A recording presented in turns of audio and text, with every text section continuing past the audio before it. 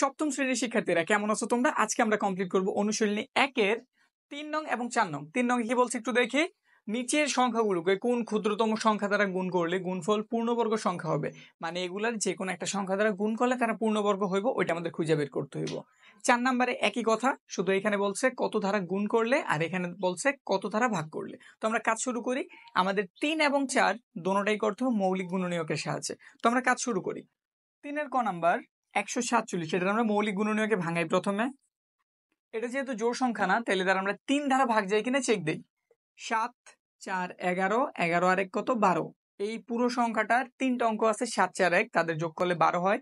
12 যেহেতু 3 ধারা ভাগ যায়, তাহলে 147 3 ধারা ভাগ যাইব।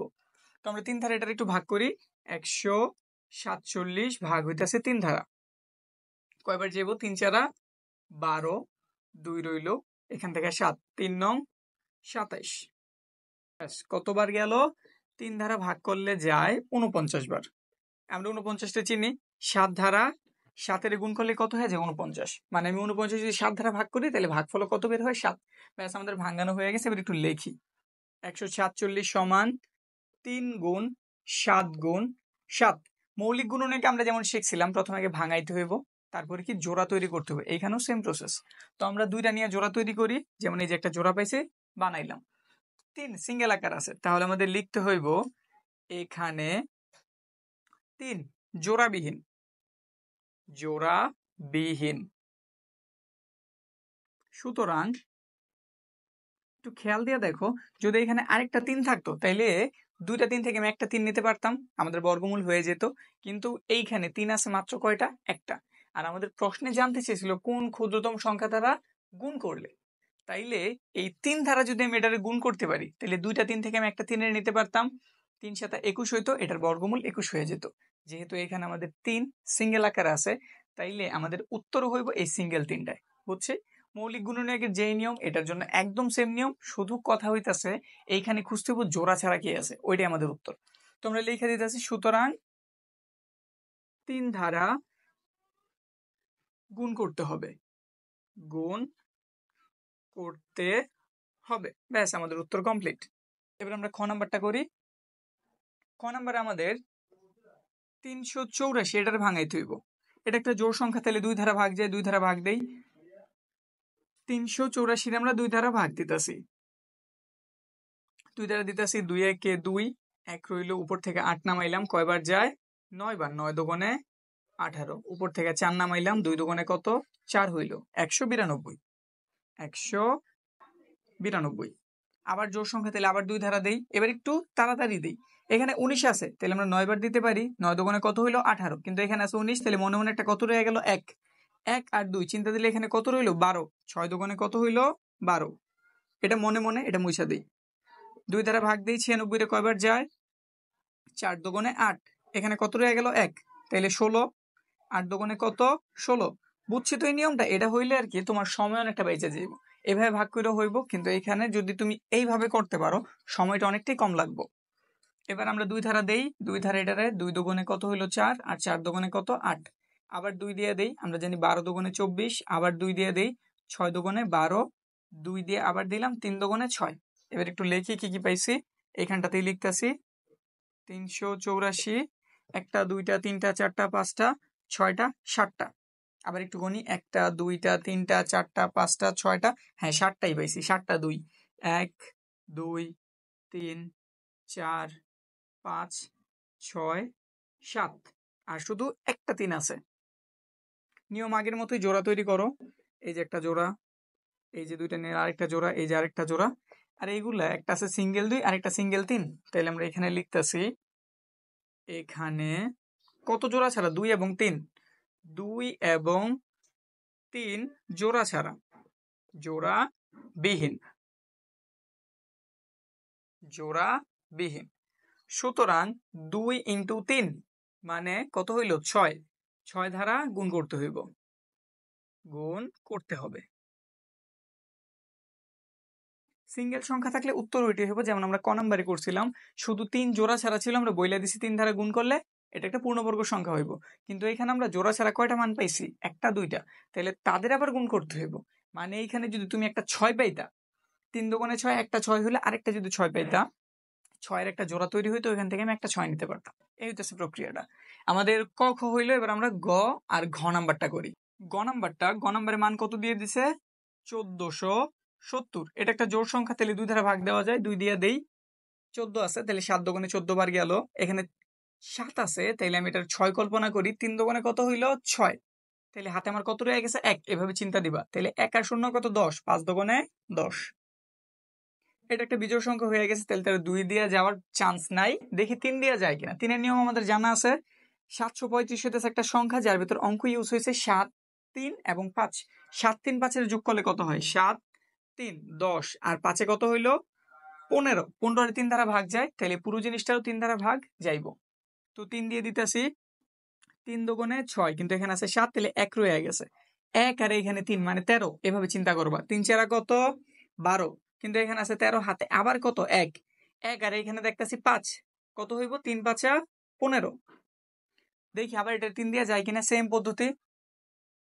4 5 9 10 11, না তারে যাইতাছে না। 3 ধারা না গেলে আমাদের 3 এর পরে 2 3, 3 এর পরে মৌলিক সংখ্যা হচ্ছে 5, তাহলে 5 দ্বারা ভাগ দিতে হইব। 5 এর একটা নিয়ম আছে, কোন সংখ্যার শেষে 0 অথবা 5 যদি থাকে, কোন সংখ্যার শেষে মানে এককের ঘরটাতে যদি 0 অথবা 5 থাকে, ওই সংখ্যার 5 দ্বারা ভাগ যায়। তাহলে এটা শেষ, যেহেতু 5 আছে অবশ্যই 5 দ্বারা ভাগ যাইব। তো ভাগ দেই। এখানে আছে 24, আমরা 4 বার নেই। 4 5 কত হইল? 20। 20, কিন্তু এখানে 4 রয়ে গেছে। 4 এর সাথে 5 এর কল্পনা করো, 45। 5 নং কত হইল? 45। 49 আমরা চিনি, 7 দ্বারা ভাগ করলে 7 বার যায়। তাহলে এটা একটু লেখি, কত পাইলাম? 1470 সমান হইতাছে 2 গুণ 3 গুণ 5 গুণ 7 গুণ 7। জোড়া তৈরি করি। 2 একটা আছে, কোনো জোড়া হইব না। 3 একটা আছে, জোড়া হইব না। 5 একটা আছে, জোড়া হইব না। শুধুমাত্র 7 সে জোড়া আকার আছে। তাইলে এগুলা জোড়াবিহীন। একটু লেখা দেই। এখানে 2 3 এবং 5 জোড়াবিহীন। জোড়াবিহীন। সুতরাং কি করতে হইব? এই তিনটারে গুণ করতে হইব। সুতরাং 2 গুণ 3 গুণ 5 কত হইল? 3 দুগুণে 6, 5 6 কত? 30। 30 ধারা গুণ করতে হবে। গুণ করতে হবে। আমাদের অঙ্ক হয়ে গেছে। এবার আমরা ঘ নাম্বারের দিকে আগাই। একটু বড় মান দিছে, প্রবলেম নাই, নিয়ম ওই আগের মতোই। লাস্টে কত আছে? 5। তাইলে অবশ্যই সে কোনো জোড় সংখ্যা না, 2 দ্বারা ভাগ যাইব না। চেক দিই 3 দ্বারা যাইব কিনা। 3 নিয়ম আমাদের জানা আছে। একটু যোগ করি। 2 যোগ 3 যোগ 8 যোগ 0 যোগ 5 কত হইব? 5।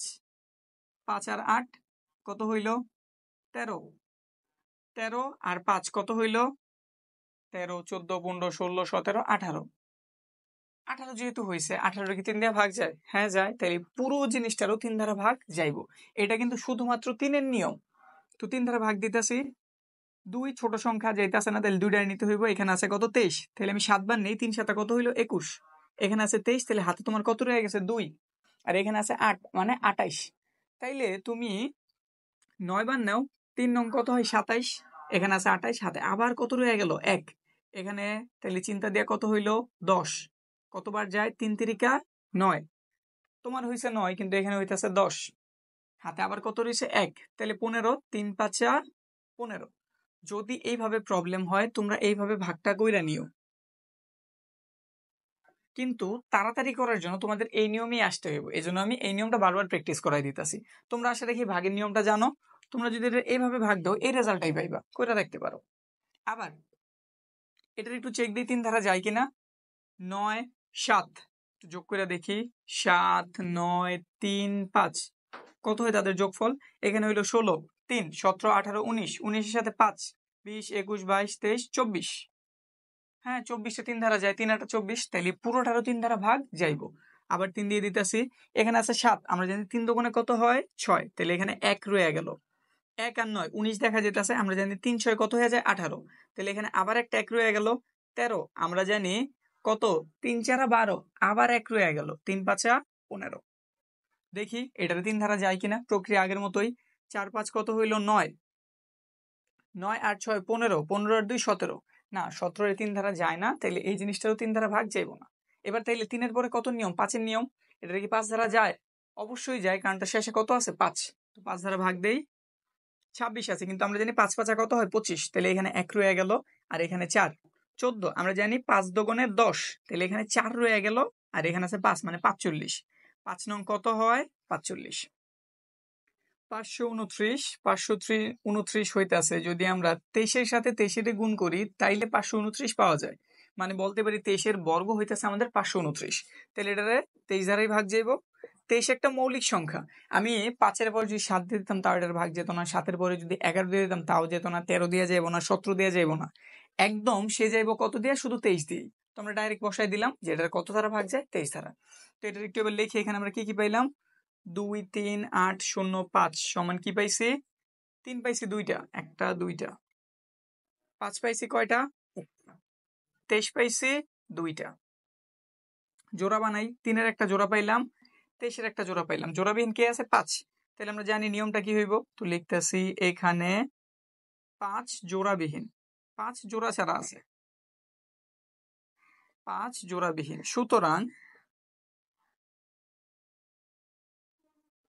কত ধারা গুণ করতে হইব, 5 ধারা গুণ করতে হইব, 5 দ্বারা গুণ করতে হবে। আমাদের কাছে শুধু জানতে হবে কত ধারা গুণ করলে পূর্ণবর্গ হইব, তো আমরা শুধু খালি উত্তরটুকু লিখে দিতেছি। কেউ বিস্তারিত চাইলে এটাও লিখতে পারো, 5 ধারা গুণ করলে গুণফল পূর্ণবর্গ সংখ্যা হবে, এটা লেখা যে কথা, এটা লেখলে একই কথা, নাম্বার কাটবো না। তো এখানে আমাদের উত্তর কি কমপ্লিট। আমাদের কিন্তু 3 নং হয়েছে, এবার আমরা 4 নং করবো। মূলত 3 নং 4 নং একই রকম, করলেই বোঝা যাবে। তো আমরা 4 নং ধরতেছি, 4 নং এর ক নাম্বার, এখানে কত দেওয়া আছে 972, এটা একটু ভাঙাও, সে অবশ্যই জোড় সংখ্যা, তাহলে 2 দিয়া যায়, 9-এর ভেতর 2 কয়বার যায়, 4 বার, 4 দোকানে 8, কিন্তু এখানে আছে 9, মানে হাতে তোমার 1 রয়ে গেল, 1, আর এখানে কত আছে 7, 17। তুমি জানো 8 দোকানে কত হয় 16, কিন্তু এখানে 17 আছে, আবার হাতে তোমার 1, 1 আর 2 12 হইল, 6 দোকানে কত 12, আবার 2 দিয়ে ভাগ দাও, কারণ এটা জোড় সংখ্যা। 4-এর কয়বার যায় 2 বার, 8-এর কয়বার যায় 4 বার, 6-এর কয়বার যায় 3 বার। এটা বিজোড় সংখ্যা, তাহলে এটা 2 দিয়ে যাওয়ার প্রশ্ন ওঠে না। 3-এর নিয়মটা ট্রাই দিই, 4 আর 2 যোগ করলে 6, 6 আর 3 যোগ করলে 9, 9-এর কি 3 দিয়ে যায়, অবশ্যই যায়, তাহলে এই জিনিসটাও 3 দ্বারা ভাগ যাইব। তো 3 দ্বারা ভাগ দিতেছি, 3 8 24, 3 একে 3, আবার দেখি এটার 3 দিয়ে যাইব, কারণ 8 আর 1 9 হয়, দিতেছি 3 দোকানে কত হইল, সরি 3 দোকানে 6, এখানে 6 হইব, কিন্তু এখানে 8 আছে হাতে, তাহলে কত রয়ে গেল আমাদের 2, 2 চিন্তা করার, এখানে আছে 1 মানে 21, 3 7 21, আবার 3 দিয়ে দেই, 3 নং কত হয় 27, আবার 3 দিয়ে দিলাম, 3 3 9। এবার একটু লিখি কত হইল, 9 7 2 সমান 2 পাইছি দুইটা, একটা দুইটা, 3 পাইছি কয়টা, একটা দুইটা তিনটা চারটা পাঁচটা, একটা দুইটা তিনটা চারটা পাঁচটা। জোড়া বানাই, এই একটা জোড়া হইলো, এই যে আরেকটা জোড়া, এই যে আরেকটা জোড়া, এটা জোড়া ছাড়া, তাইলে লিখতেছি আগের মতোই, 3 যেভাবে করছো সেম ওইভাবে, এখানে 3 জোড়াবিহীন, জোড়াবিহীন। আচ্ছা ঘটনা হইতেছে, এখন যদি আমি 3 ধারা এই জিনিসটার ভাগ দিয়ে দিতাম, মানে এই যেটা যদি বাদ দিয়ে দিতাম, তাহলে কি পুরাটা একটা পূর্ণবর্গ সংখ্যা হয়ে যেত না। গুণেরটাতে আমরা একটা গুণ করে জোড়া তৈরি করতেছিলাম, আর এটা আমাদের ভাগ করার অপশন আছে, তাইলে যেটা জোড়া ছাড়া আছে ওটার ভাগ দিয়ে দিই, তাইলে তো কাজ শেষ নাকি। তাইলে সেম টু সেম আমাদের গুণ যে এরকম, ভাগে কিরকম, শুধু কথাটা চেঞ্জ করতে হইব। গুণের সময় আমরা লিখছিলাম যেটার কি জোড়া ছাড়া, অত ধারা গুণ করতে হইব, আর এইবার যেটা আমরা জোড়া ছাড়া পাবো ওটা আমরা কি বলবো, অত ধারা ভাগ করতে হইব, তাইলে কমপ্লিট। বুঝছি আশা রাখি। তো আমরা লিখতেছি এখানে 3 জোড়াবিহীন, তো কি লিখতে হইব, সুতরাং 3 ধারা ভাগ করতে হবে, ভাগ করতে হবে, শেষ। এবার আমরা ক্ষয়ের দিকে আগাই, ক্ষতে কি দিয়ে দিছে আমাদের 4056, জোড় সংখ্যা, তাহলে অবশ্যই 2 দিয়ে যাইব, 2 দোকানে কত হইলো 4, এর একটু এখানে করি, 4 0 5 6, 2 দিয়ে দিতেছি, 2 দোকানে কত হইলো 4, উপর থেকে একটা 0 এমনি নামে, কিন্তু আরেকটা ঘর নামাইতে গেলে আমাদের অবশ্যই একটা কি দেওয়া লাগে, 0 দেওয়া লাগে, আমাদের ভাগের নিয়ম কিন্তু এটা। একটা ঘর আমরা এমনি নামাইতে পারি, কিন্তু আরেকটা ঘর নামাইতে গেলে আমাদের অতিরিক্ত একটা 0 দেওয়া লাগে। 4 4 শূন্য হয়েছে, কিছুই লিখি নাই, উপরে শূন্য নামাইলাম। এখন যদি আমি 2 দিয়ে ভাগ দিতে চাই, শূন্য কি 2 এর থেকেও ছোট না, তাহলে আমার আরো কিছু দরকার, এই জন্য আমি এখানে একটা 0 দিছি। এখন উপর থেকে আমি 5-এর নামাইতে পারি, ঠিক আছে ঘটনা, বুঝছি তো। আচ্ছা এখন কথা হইতেছে 5-এর ভেতর কয়বার যায়, 2 বার, 2 দোকানে কত হলো 4, 1 রয়ে গেল, উপর থেকে একটা 6 এমনি নামলো, 8 দোকানে কত 16, তাহলে কত পাইলাম 2 0 2 8, এটা একটা জোড় সংখ্যা, তাহলে আবার 2 দিয়ে ভাগ যায়, তাহলে দেই 2 0 2 8, 2 দিয়ে দিলাম, 2 একে 2। আবার কিন্তু শূন্য, উপর থেকে শূন্য নামাইলাম, কিন্তু শূন্য নামাইলে কাজ হবে না, এখানে 2 আছে, আরো একটা এখন নামাইতে হবে, তাহলে এখানে কি দিতে হবে? অতিরিক্ত একটা শূন্য। এবার তুমি চাইলে পরবর্তী ঘর 2 এর নামাইতে পারো। কত? 2। তাহলে এবার কয়বার যায়? একবার নিলাম, উপর থেকে 8 নামাইলাম, কয়বার যায়? 4 বার। তাহলে কত পাইলাম আমরা? 1014। আবার 2 দিয়ে দিই, এবার একটু এইভাবেই করি। 10 আছে, তাহলে 5 বার যাবো, 5 দোকানে 10। কত আছে এখানে? 14। এক ঘর আমরা এমনি নামাইতে পারি, কিন্তু এক ঘর নামাইলে তো মাত্র 1 হইব নাকি? কিন্তু আমার তো যেটা দিয়ে ভাগ দিছে ওইটাই 2, 1-এর থেকে বড়, তাহলে আমার আরেকটা ঘরের জন্য কি দিতে হইব? এক্সট্রা একটা শূন্য। আচ্ছা, এখানেই করি, ঝামেলাতে না যাই। এই যে এই জিনিসটা বুঝাইতেছিলাম, 5 দোকানে কত হইলো? 10। উপর থেকে আমি 1 নামাইছি, কিন্তু এটা তো তার থেকে বড়, তো এখানে একটা 0 দিয়ে দিলাম, উপর থেকে কত নামলো? 4। 7 দোকানে কত? 14। তাহলে অ্যান্সার কত? 507। 507 অবশ্যই জোড় সংখ্যা না, একটা বিজোড় সংখ্যা, তাহলে টেস্ট করি তাহলে 3 ধারা যায় কিনা। 7 5 কত? 12। 12 3 দিয়ে যেহেতু যায়, 517 3 ধারা যাইবো। তো 3 ধারা ভাগ করি, 3 একে 3, এখানে আছে 5, অতিরিক্ত কত রয়ে গেল? 2, আর এখানে আছে শূন্য, মানে 20 বোঝা যাইতেছে। 3 6 18 হইলো, এখানে আছে 20, তাহলে আবার কত রইলো? 2। কত হয়েছে? 27। 3 নং 27। 169 তারিখ কি চিনো? সে হইতেছে আমাদের 13 এর বর্গ, মানে 169 ভাগ দিলে তুমি 13 বারে যাইবো। এবার এটা একটু সাজাই লিখি। 4 0 5 6 কি কি পাইছে? 2 পাইছে, একটা দুইটা তিনটা, লিখলাম একটা দুইটা তিনটা। 3 পাইছি একটা, এগুলো আমাদের প্রয়োজন নেই, এগুলো আমরা একটু মুছে দেই। 3 পাইছি আমরা একটা, আর 13 পাইছি দুইটা। জোড়া তৈরি করি, এই যে এই 2 নিয়ে একটা জোড়া, 2 আর 3 আলাদা আলাদা, তাদের কোনো জোড়া নাই, তো একটু লিখে দিই। এখানে জোড়াবিহীন কারে কারে পাইছি? এখানে 2 এবং 3 জোড়াবিহীন, জোড়াবিহীন। সুতরাং এই দুটোর আগে কি করতে হইব? গুণ করতে হইব। 2 আর 3 গুণ করলাম, কত পাইলাম? 6।